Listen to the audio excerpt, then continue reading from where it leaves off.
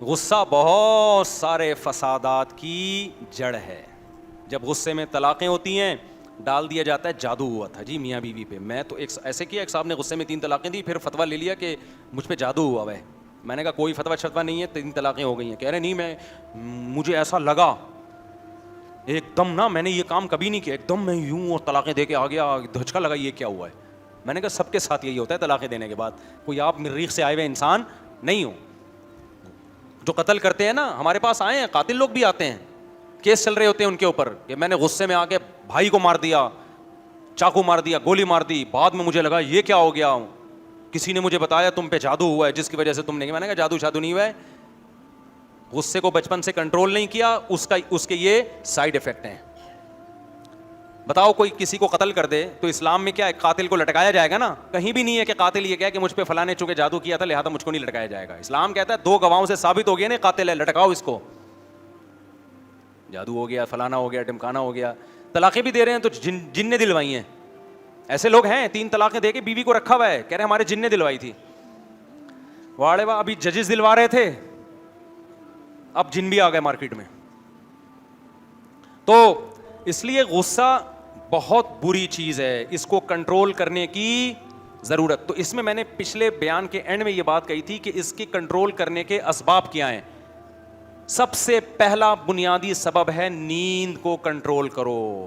نیند مکمل ہونی چاہیے, گہری نیند, لمبی نیند نہیں, گہری نیند. اگر آپ گہری نیند نہیں لے رہے, آپ کی جو سلیپ کی کوالٹی اچھی نہیں ہے, آپ سوسائٹی میں ایک ایٹم بم ہو, کسی بھی وقت کسی پہ پھٹ سکتے ہو. آپ یا تو بیوی پہ غصہ اتارو گے, یا بچوں کی تربیت خراب کرو گے, یا مولوی صاحب پہ جا کے الجھو گے اپنے مسجد کے امام سے, یا پھٹا کرو گے آپس میں, یا ملک کو برا بلا کہو گے, کچھ بھی کرو گے. بہت سے لوگوں کو مہنگائی سے کوئی فرق نہیں پڑ رہا, کروڑوں روپے آمدن ہے, پھر بھی ہر وقت مہنگائی مہنگائی. ابے یہ کیا ہو گیا, ابے یہ کیا, وجہ کیا ہے, سو نہیں رہے ہیں. سمجھ میں آ رہی ہے بات؟ یہ ہلکا نہ سمجھو نیند کو.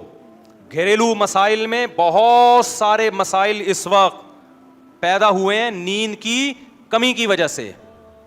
آپ کہہ سکتے ہیں قوم تو سو رہی ہے, 12 گھنٹے سوتے ہیں. او بھائی کوالٹی وائز نیند نہیں ہے, پڑا رہے گا. حضرت حکیم اختر صاحب فرمایا کرتے تھے گہری نیند اسے کہتے ہیں کہ آپ کو پتہ نہ چلے کہ میں سو رہا ہوں. آج پتہ ہوتا ہے کہ میں سو رہا ہوں, کوئی بھی آتا ہے کہتا ہے چپ میں سو رہا ہوں,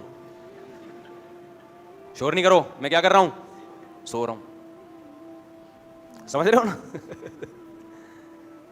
اب وہی پھر جہاں سے ہم چلے تھے بیان وہیں اٹک گیا, وقت پورا ہو گیا ہے, تو پھر اگلے ہفتے انشاءاللہ میں روشنی ڈالوں گا گہری نیند کے لیے کرنا کیا ہے آپ لوگوں نے. میں ڈاکٹر نہیں ہوں لیکن کچھ چیزیں نیچرل ہیں, وہ ڈاکٹر بھی وہی کہتے ہیں, ہم کوئی ڈاکٹروں کے خلاف نہیں جا رہے, اور اس شریعت نے بھی بتائی ہیں وہ ہمیں, قرآن بھی کہتا ہے, حدیث بھی کہتی ہے. تو جب اتنے سارے لوگ کہہ رہے ہیں, قرآن بھی کہہ رہے ہیں, حدیث بھی کہہ رہی ہے, صحابہ بھی کہہ رہے ہیں, تابعین بھی کہہ رہے ہیں, ڈاکٹر بھی کہہ رہے ہیں, حکیم بھی کہہ رہے ہیں, تو پھر میرا خیال ہے انسان کا بچہ ہوگا تو اس روٹین پہ آ جائے گا. کیا خیال ہے؟